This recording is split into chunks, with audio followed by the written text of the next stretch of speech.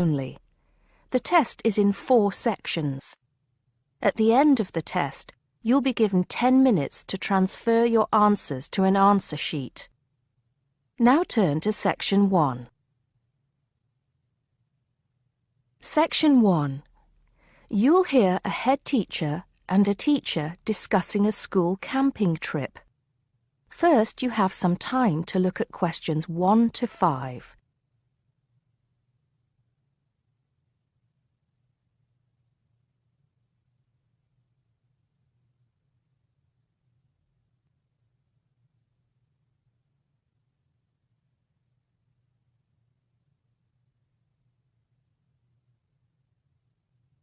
You'll see that there is an example which has been done for you.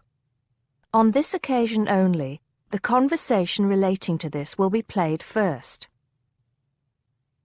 Good morning, Mr. Thompson. Can I speak to you for a moment? Of course, Jamie. Come in. Have a seat. I've just finished looking through the reports for this term. It looks like the pupils are doing very well. Mr. Thompson says he's just finished looking through the reports, so B has been circled. Now we shall begin. You should answer the questions as you listen because you will not hear the recording a second time. Listen carefully and answer questions 1 to 5. Good morning, Mr. Thompson. Can I speak to you for a moment? Of course, Jamie. Come in. Have a seat. I've just finished looking through the reports for this term. It looks like the pupils are doing very well. Yes, I think they are. It's all going fine. So, Jamie, what's on your mind? Well, I've been thinking about next month's camping trip, the one for Year 10. Yes, we've got it scheduled for the 23rd to the 26th, if I'm not mistaken. Actually, I think it's the 24th to the 27th. Let's just check. Oh, right. Yes, you're right. So... Well, I've been thinking about how we might possibly make this year's event even better than last year's. Not that last year's wasn't great, but... Suggestions for improvement are always welcome, Jamie. So, what have you been thinking about? Well, to tell the truth, I wasn't completely happy with the camp we used last year. It was rather small, and I didn't feel that the grounds were particularly well kept. Go on. I did some searching, and I think I found the perfect spot. It's called Shepton Meadows, and... Is that the campsite in the Lake District? No, actually it's just outside Carlisle. It's a huge site, and it's on a lovely lake, Lake Brant, I believe it's called. Half the site is forested, and the rest, the actual camping area, is grassy. For kids that rarely get to see anything more than concrete, it's ideal. And the facilities are amazing. There's a basketball court, a large pool, and a football pitch. There are well-marked trails through the forest for hiking, and the lake is there for swimming and other water sports. I believe there's even a lifeguard service. That sounds like it might suit our purposes perfectly. Did you happen to find out about availability and cost? Yes, as a matter of fact, I did.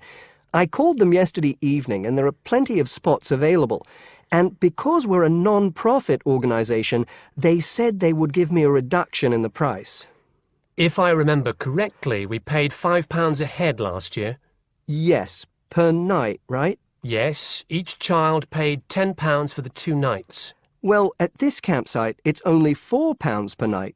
And they told me that if we had over 50 children, which we do, they could give us a further 10% off. That's very reasonable, isn't it? Well, from what you've told me, I think we should probably go ahead and book. Excellent. I'm sure the children will love it. I'm sure they will. Before you hear the rest of the conversation, you have some time to look at questions 6 to 10.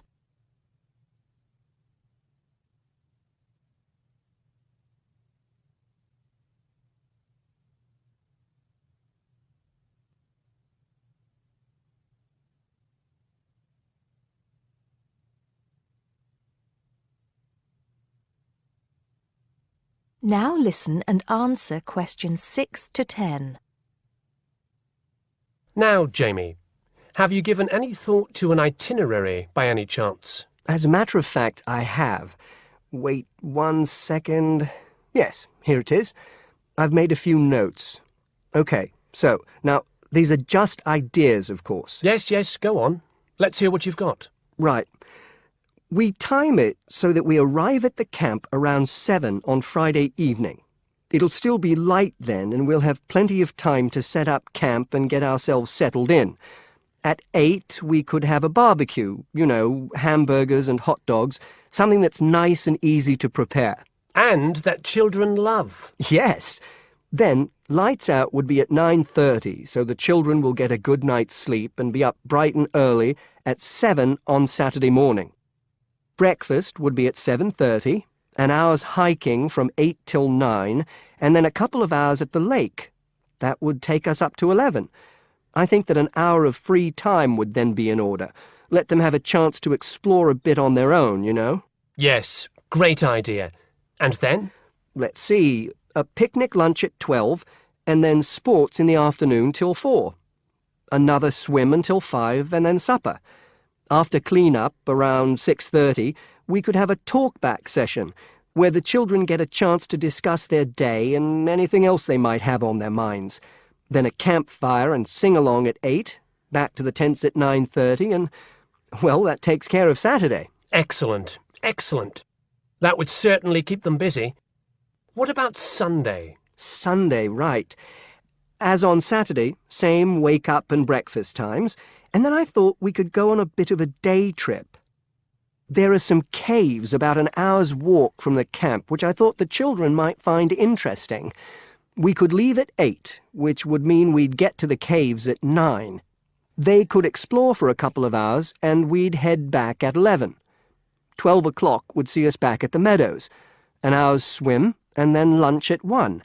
Then we could have organised games in the afternoon until supper at 5. It would take us an hour to clean up our sites and pack up. We'd be on the buses at 6 and all set to head back into the city. Well now, you've certainly put a lot of thought into this, Jamie, and it's paid off. I think it sounds wonderful. I can't think of a thing that needs to be changed. Let's go for it. Brilliant. I'll get the itinerary printed up and put it up on the notice board this afternoon. That is the end of section 1. You now have half a minute to check your answers.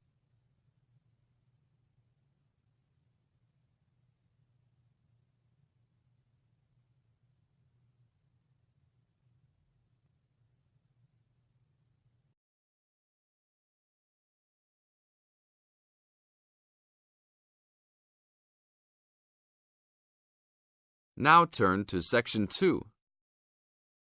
Section 2. You are going to hear a talk given by Madeline.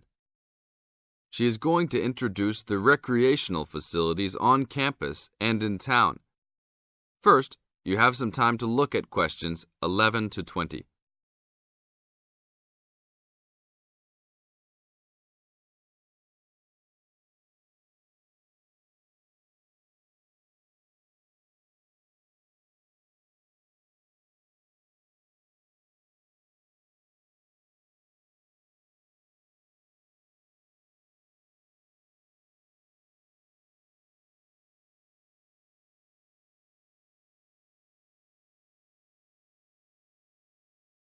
As you listen to the talk, answer questions 11 to 20.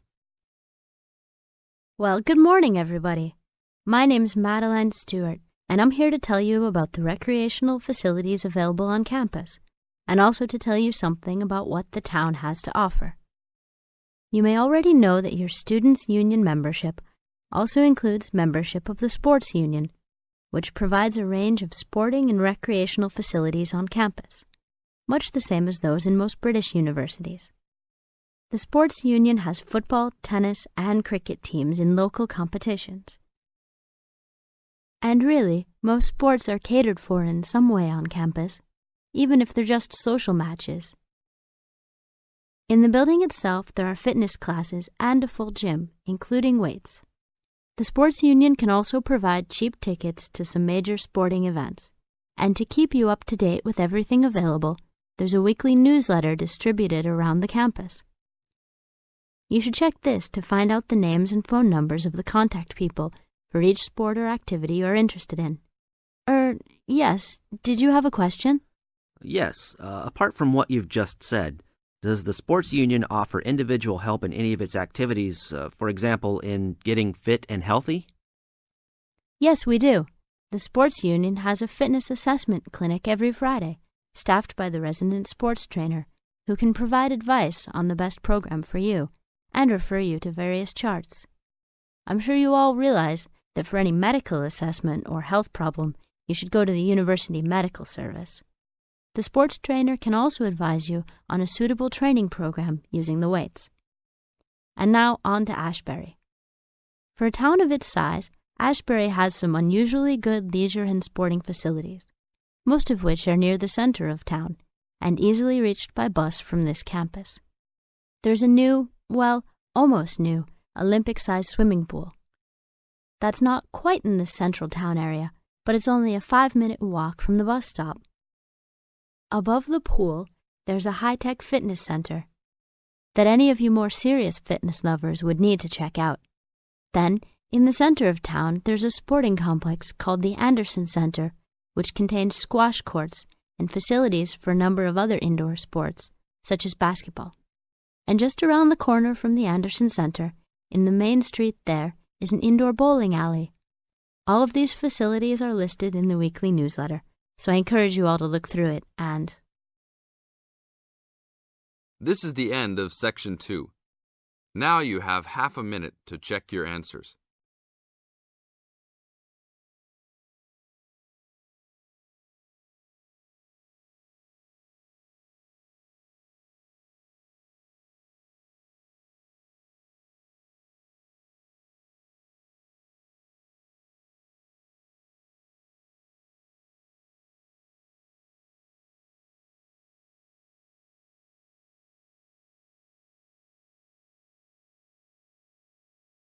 Now turn to Section 3. Section 3. You will hear two faculty directors talking about which person in their university to promote. First, you have some time to look at questions 21 to 25.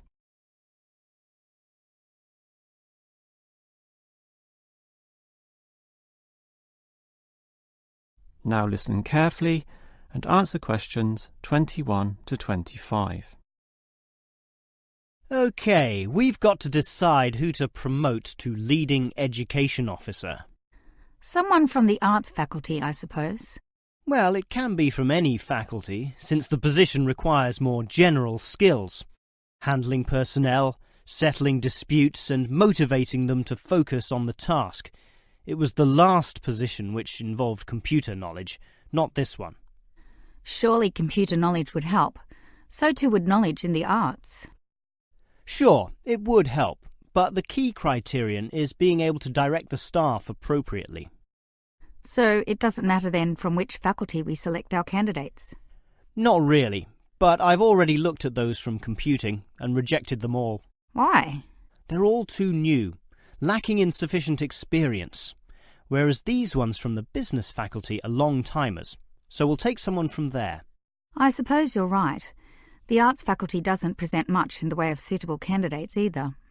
But we'll still have to train the person, teach the ropes, as they say, and he or she will have to expect to do overtime as needed. Of course, it can get so busy that, if we were open on the weekend, they'd have to work then as well. Just as well we're a Monday to Friday university, right? Right. But are you sure these people will actually want the job? The salary isn't such an improvement on their current ones. I know, but there are benefits. You get overtime rates, a nice place to put your car, as well as additional petrol money if you drive for company purposes, which they'll probably be required to do. But those benefits are quite limited, especially given all the work and responsibility involved. People often don't like that. They prefer the creative freedom of less senior teaching positions. Yeah, I know. But these candidates should realise that if they do this job well, there'll be more promotions down the line. You know how everyone likes having their own office, right? Sure. Well, that would come after a few years. if they're prepared to work hard and grow with the university. Yes, that should attract these people. Before you hear the rest of the conversation, you have some time to look at questions 26 to 30.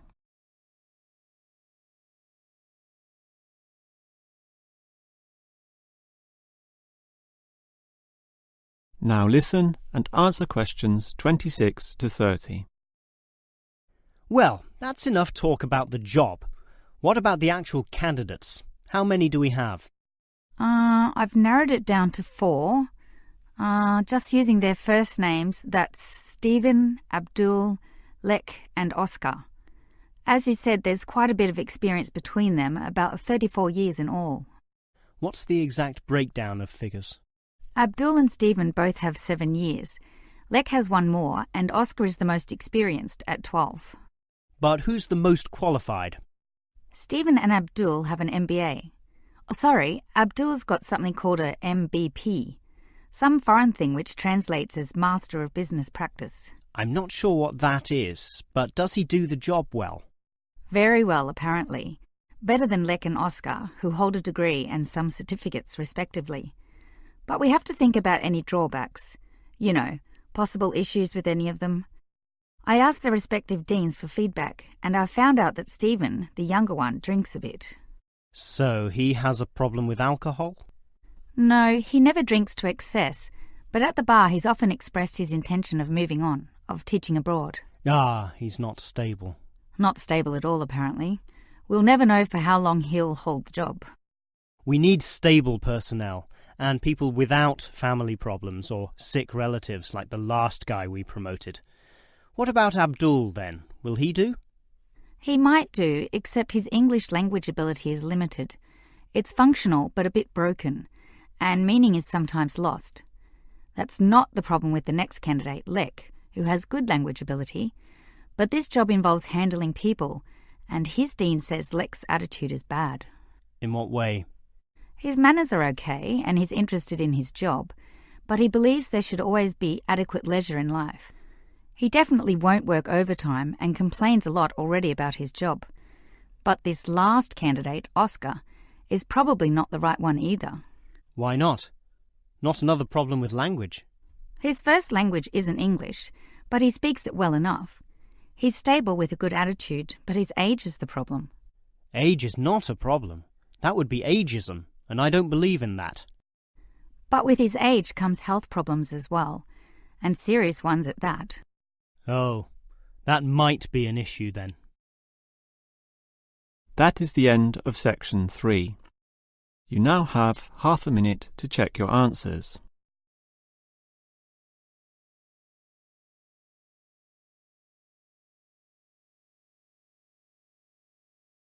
Now turn to section 4. Listen to the conversation between Andrew and Samantha. Complete the summary by writing one suitable word in the numbered spaces. First, you have some time to look at the questions.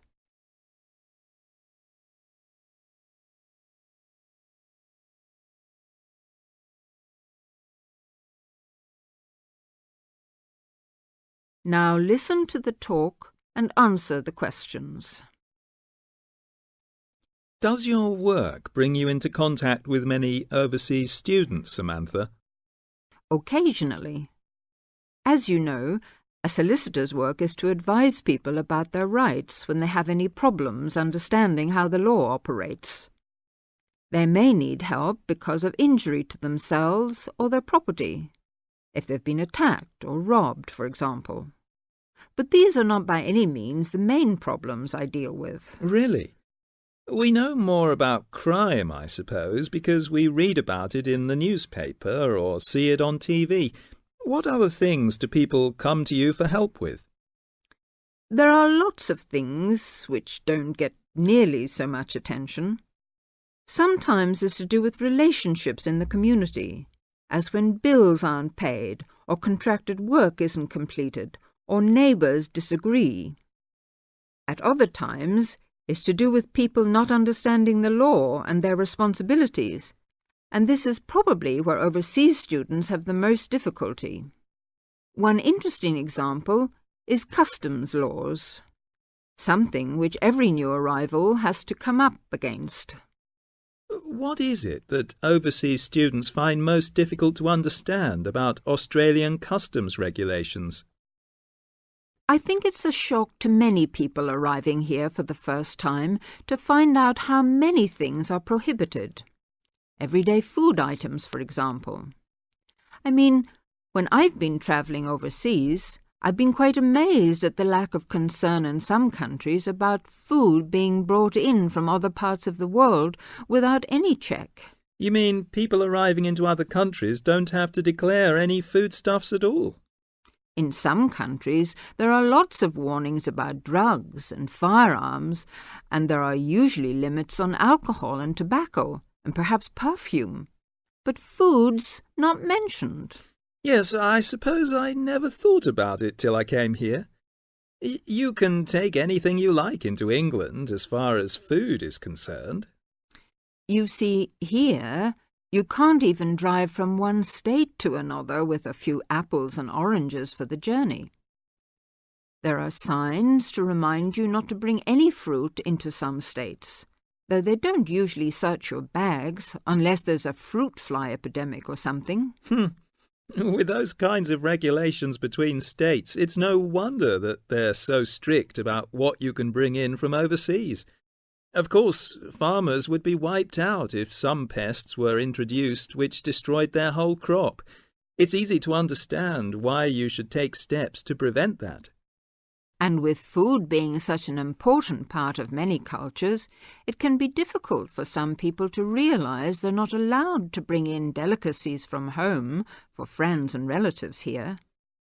I'm defending someone at the moment who has exactly that problem. Oh, what happened? It's an interesting case. Have you got time for a cup of coffee? I'll tell you about it if you like. That'd be great.